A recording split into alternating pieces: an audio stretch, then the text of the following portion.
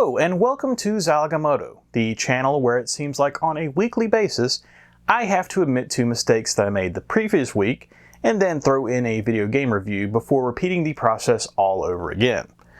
Although I think when I explain where I goofed up this time, it will be something that at least seems plausible and makes sense. It's not like I assumed that there was no WWF games for the Master System or anything. Oh, wait, I hadn't admitted that one yet, damn it. Anyway, now that the entire audience is thoroughly confused, you see that's another little tactic I like to employ. If you don't know what I'm talking about, you can't point out when I'm wrong. Anyway, I should probably spell out what this channel is for those of you that this is your first visit here. My name is Dave, and when I'm not banging my head against the wall trying to figure out how to drift in Forza Horizon 3, and yes, I do play newish games as well, stop laughing out there, I've got a goal of trying to collect copies of every English language game for the Sega Master System, Genesis/Mega Drive, Sega or Mega CD as the case may be, and finally the 32X. Basically, if you can play it in a Genesis with or without some sort of add-on, and I can read what's on the screen, I'm trying to get a copy of it, but not just with the goal of piling up a bunch of old plastic and cardboard and silicon. Oh no, the actual end game is to review each and every one of these games with looks at the packaging and game footage captured from original hardware whenever possible. Of course then, the natural follow-up question is probably going to be, why? And you know, I don't know, it seemed like a good idea at the time, so I'm just rolling with it. In all seriousness though, I grew up a Sega fan in what was very much a Nintendo-centric 80s and 90s in the United States, and I wanted to see these games really just get their due, especially the releases that we never got to see here in the United States. This week's game, however, isn't quite that obscure, but if you're not a Sega CD fan, there's a pretty good chance that you've never heard of it. And that game is Wirehead, which is notable for being one of the last games released for the console, hitting the market in September of 1995 exclusively in North America.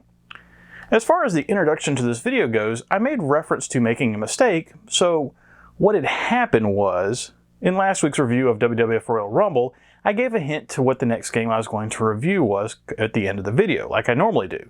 But the hint was that I was picking out a digital pictures title that I hadn't covered yet and that it wasn't Night Trap. Well, the only problem with that statement is that Wirehead is not a digital pictures title. And just in case you're not familiar with digital pictures, their whole thing was full motion video based games, and yeah, I'm definitely putting the air quotes around games, based on some of those releases, as you might have already experienced on the channel. Lord knows I certainly have. While Wirehead is most definitely a full-motion video-based game, it was actually developed by the Code Monkeys, a British company that had started out developing ports of games to various different devices, notably the Genesis version of Turrican. But in the case of Wirehead, along with Tomcat Alley and Surgical Strike, which I'll be covering on down the line, these were original games that were developed for Sega for their True Video Production label, which also saw releases from digital pictures like Double Switch and Prize Fighter, hence my original confusion. The lesson, as always, is that I'm a moron. Anyway, now that we've established my diminished capacity, let me try to pretend to be an authority on video games. But first, a look at the package. And this is my copy of Wirehead. This is one of the Sega CD titles that I picked up recently when I was in Atlanta. It wasn't too expensive, I think I paid $50 for it, which is about right for what it's going for on eBay right now, considering that this copy is in pristine condition. Or at least it was before I started working on this review. If you look closely at the top of the case, you can see one of the plagues of Sega CD, or Saturn collecting for that matter, the broken hinge. Now, of course, it wasn't like that when I bought it. It was actually damn near perfect, and the store that I bought it from even sold it in a protective box to keep it nice. Unfortunately, Butterfingers McGee over here dropped it after I finished recording the video for this review, and now we have a broken hinge. I've got a small bit of Gorilla Tape on it right now to keep it in place, but I cannot tell you how upset I was the other night when this happened. I'm pretty certain I made up a few new curse words. Moving on from my ineptitude for the moment, as far as the cover art goes, well, this is pretty chaotic to be sure. And it's one of those, the more that you look at it, the more you see. For instance, at first, okay, it's a Steve Colbert lookalike that appears to be running away from some sort of explosion. That's interesting enough. But then he's wearing some sort of weird antenna thing that's apparently sending out some sort of frequency all around him. Okay, well, I guess that explains the Wirehead title. And then there's a Clint Eastwood Dirty Harry lookalike down by a crashed car with a girl in a bikini? And then above that, there's some sort of military trooper rappelling into the action with someone replicating the motorcycle jump from Terminator 2, and then finally someone doing a backflip off the top of a building? Yeah, I don't know what the hell is going on here, but it definitely looks interesting, I'll give it that. Also, as mentioned, Wirehead was a US exclusive, so there's no other covers out there to compare this to, and in this case, I think that's totally fine because I doubt that anyone could have topped this insanity. Flipping over to the back and get into Ned's head! Well, alrighty then, it's a pretty good tagline, I must admit, and the bullet points are pretty well done too. I mean, come on, wrestle a grizzly bear? How many games let you do that? For those of you that are paying attention though, while 80 minutes of seamless live video sounds like a good thing in theory, keep in mind that this is a CD that we're talking about here, and I've got some serious doubts about how well the Sega CD is going to be able to handle that much video crammed into one disc, keeping in mind that other releases like Ground Zero Texas and Prize Fighter are spanned onto multiple discs. Over to the side, the yellow text explains the plot of the game and does a pretty good job, and the screenshots are actually of good quality. While it's clear they did some cropping to focus the action, they do actually look like what I would expect a Sega CD game to look like, so no cheating here. Opening up the package, and the manual is in nearly as good a shape as the outer case was. Unfortunately, like a lot of the Sega CD manuals, there's not a whole ton here, with there only actually being about 6 pages of instructions, as the rest is filled with either credits or just other stuff that no one cares about. Of course, that's because there's really not a ton to explain here, as the actual gameplay, if you can call it that, of Wirehead is pretty thin and somewhat reminiscent of Dragon's Lair or Space Ace, and I guess at least they included a character section explaining who everyone in the game was, so that's nice. Okay, well that's the package. Let's fire up Wirehead and see if it's any better than those two titles I just mentioned, or if there's a reason why it hasn't become a cult classic like certain other FMV games. Believe it or not, there's actually some decent variety in the subgenres around full-motion video-based games. There's shooters, like I've covered before on the channel in Sewer Shark and Ground Zero Texas. Then there's, well, more shooters, but of the light gun variety, like in Who Shot Johnny Rock or Mad Dog McCree. And then there's even driving games, like in Cadillacs and Dinosaurs, The Second Cataclysm. And yes, I know that's probably a bit of a stretch to call that a driving game, but you tell me what it was if it wasn't a driving game. And then full motion video even made it to the point-and-click adventure genre, with games like Seventh Guest or Phantasmagoria. So upon just picking up Wirehead off the shelf, I really didn't know what type of game it was going to be, and I'd certainly never played it before this week. Well, it turns out that Wirehead doesn't actually fall into any of those previously mentioned full-motion video subgenres. Instead, Wirehead is actually much more like the classic Don Bluth and Cinematronics Laserdisc-based arcade games like Dragon's Lair and Space Ace. And I suppose the term classic there is probably debatable, depending on which version of the games you're probably referring to, the original or one of the many ports, as we've seen firsthand previously on the channel in episodes 33 and 134 respectively, but the whole point is, while Wirehead is a game that features tons of action, most of that action isn't from things that you actually directly control. For the purpose of setting up that discussion, let's go over the plot of the game first. As the game opens, you are Ned Hubbard, a seemingly mild-mannered regular guy that clearly appears to fall on the nerdish side of the spectrum. Ned is a husband and father of 2 elementary school-age kids, and appears to be right at home in whatever suburban area the game appears to be set in. It's a quiet afternoon, and the doorbell rings with a delivery for Ned. It's at this point that you learn that things aren't quite as pedestrian as they might seem on the surface. When Ned gets up to open the door for the postwoman, his kids decide to get up to a bit of mischief and grab a controller. A remote control for the TV, you ask? Or perhaps a video game controller to make the game seem incredibly meta within its first few moments? No, instead what his children grab is Ned's controller, and they use the controller to make Ned do all sorts of tricks like handstands and backflips in front of the postwoman, who manages to pull off a very convincing "just what the hell is going on here" look for the camera. You see, Ned Hubbard is actually the titular Wirehead, and those that were able to look closely at those first few minutes of footage, despite all the pixels, would have noticed that Ned apparently has some sort of earpiece with an antenna sticking out of it, very similar to what was shown on the front cover artwork. It's not explained how or why, but for some reason, Ned had to have brain surgery at some point, and was the patient of a Dr. Oha, who managed to wire up Ned's brain and get him back to having a normal life, or at least as normal as it could be, with Ned effectively having the ability to be remotely controlled due to the implant. Again, it's never explained as to why any of this was necessary, but it does appear that this was done with benevolent intentions by the doctor, and Ned seems to be on good terms, if not friends, with Dr. Oha.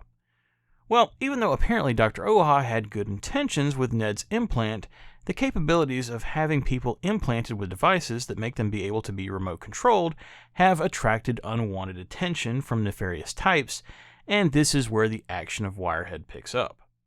The item delivered by the postwoman was actually a videotape from Dr. Oha, who had been captured by the game's villain, Dr. Slickcon, but managed to escape and send out the tape to warn Ned of his imminent danger. Now, I've got to pause for just a second.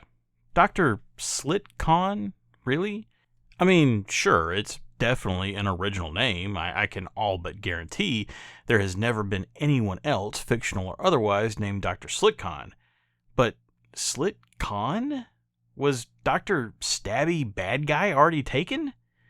I'm sure there's video games and B-movies for that matter where the characters have far sillier names, so I really probably shouldn't spend too much time on this, especially since the bad guy roster in Wirehead is filled out by characters named Rip, Sticks, and Heels. Dr. Slickcon it is then. After Ned watches the tape from Dr. Oha, the game's action begins in earnest as Rip and Sticks show up on Ned's doorstep, where they had conveniently just missed Ned's wife and kids leaving, posing as FBI agents, wanting to take Ned in to question them about the whereabouts of Dr. Oha. Ned quickly realizes that Rip and Sticks aren't who they say they are, and now it's finally your turn to step in and help Ned not only get away, but go on an adventure filled with hijinks and intrigue that wouldn't be out of place in the low-budget television climate of the early 90s. Make no mistake, I'm not complaining about that aspect of the game at all. If you're playing a video game from the 90s that involved full-motion video sequences, you're more than likely expecting some terrible overacting or cheesy attempts at humor, as it's just part of the pastiche of the thing. And to be fully fair to the performances and direction in Wirehead, I've seen much, much worse.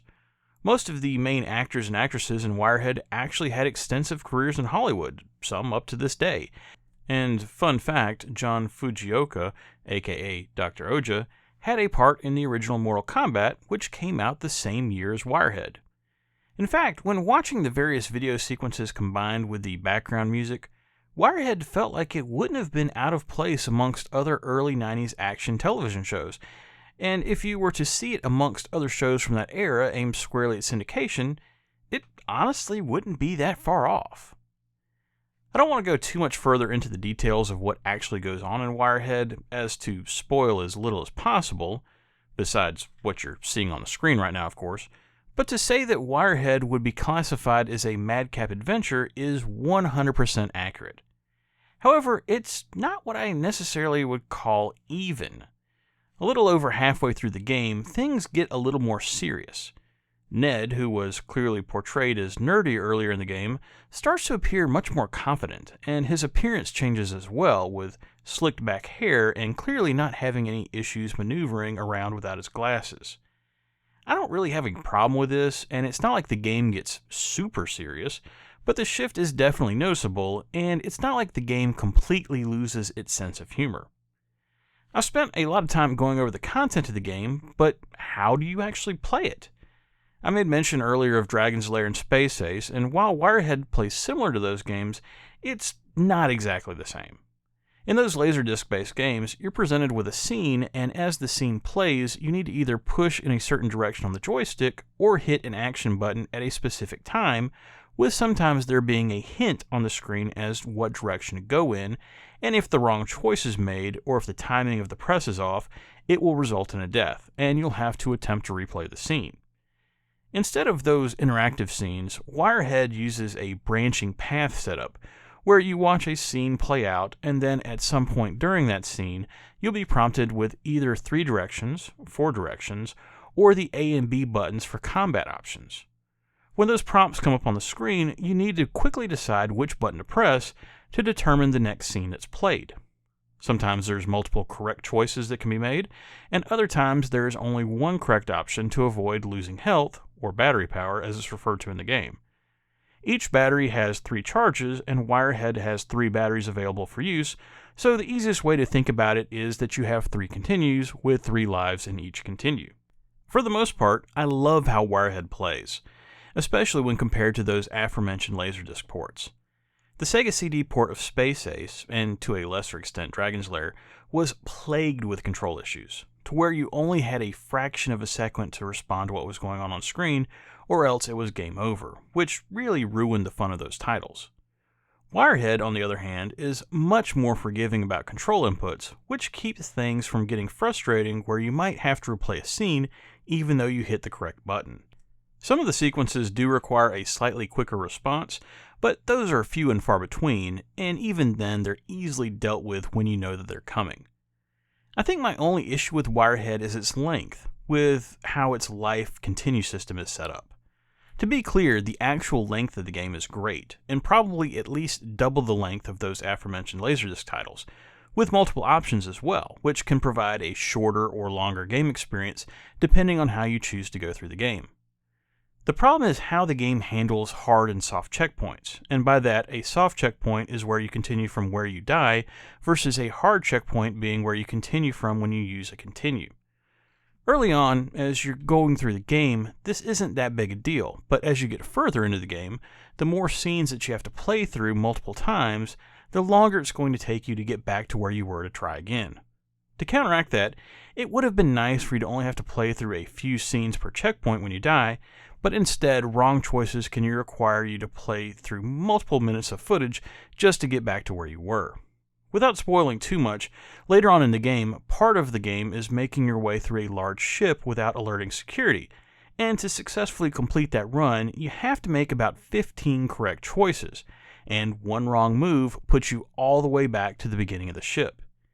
I cannot tell you how sick I got of moving through that ship to try to find my way through, not to mention all the times I had to play through the first half of the game just to get there when all my continues were exhausted. From a graphical perspective, well, it's a Sega CD game and it's full motion video, so you can probably guess how it looks, and you're watching it right now, captured via SCART and a RetroTink 5X, so this is about as good as it's going to get without doing some sort of scanline filter. Honestly, I'm pretty impressed just from the aspect of that the video is full screen, whereas how some previous FMV games only use a small window in the center of the screen. There was apparently a 32x version of the game, but it was planned at one point, which certainly would have looked better due to being able to use the 32x's expanded color palette, but unfortunately it was scrapped for unknown reasons, and with the game being exclusive to the Sega CD, what you see here is as good as it's going to get. Thankfully, the audio holds up better than the graphics for obvious reasons. While I would have liked to have seen a closed caption or subtitle option included, it's not really needed, as all of the dialogue is clear, and I only heard one instance of ADR being used to replace a line, so whoever was responsible for doing the sound engineering during the filming did a solid job. As far as the background music goes, it sounds exactly like how you would expect a TV show from that era to sound. Heavy on the synthesizers, but not too heavy. There was more than a few times that I felt like I was watching an episode of the original MacGyver, not because of what was going on screen, but just because of how the underlying music sounded, and that's a good thing. Wirehead was a very enjoyable experience for me, and I actually played it far longer than I'd originally planned. There was plenty of times where I'd figured out what the correct way to go was, but the next time I played through, I specifically went the other way just to see what would happen, even though more than likely I would be dying and having to restart.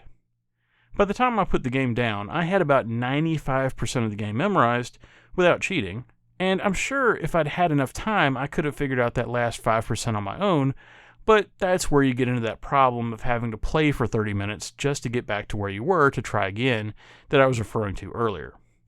I went back and forth on this a bit because getting through that last bit is a grind, but I'm giving Wirehead 4 stars, as so far, it's my favorite game that I've played on the Sega CD.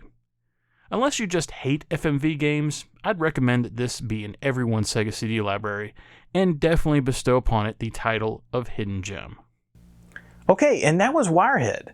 You know, I hate when I miss deadlines that I set for myself on the channel to get videos uploaded. I mean, I've still got so many of these games to review. I've got to keep these things rolling out. But in the case of Wirehead, this video was late due to the fact that I ended up playing it for so long, and seeing as how I was enjoying myself for the majority of that time, I think that's an okay reason to be a day late. Considering how disappointing some of the Sega CD games have been so far, it was really nice to be able to play this and actually have fun, rather than just battle a headache due to loading times, controls, or other issues. Next time on Zilog and Moto, I'm revisiting a game that I've technically already played and reviewed, but this is a slightly different take on that game that Europe got instead of the United States. I guess if I really wanted to be thorough, I'd get the Japanese version of the game as, well, since it's also slightly different from the other two, but I think I'm good with just reviewing this one twice. The European version is the most expansive of these games by a considerable amount, so that's why I felt like I needed to give it another shot, and to be honest, I'm not sure that I gave it enough playtime in the previous review, as other people have liked it far more than I did, so maybe I was missing something. We shall see. Well, that's it for Zilog and Moto episode 209. If you like what you saw here and want to see more, please think about liking and subscribing if you are so inclined, as it will help more people see these videos, but most importantly, whatever you like to play, have fun, and be excellent to each other. Later!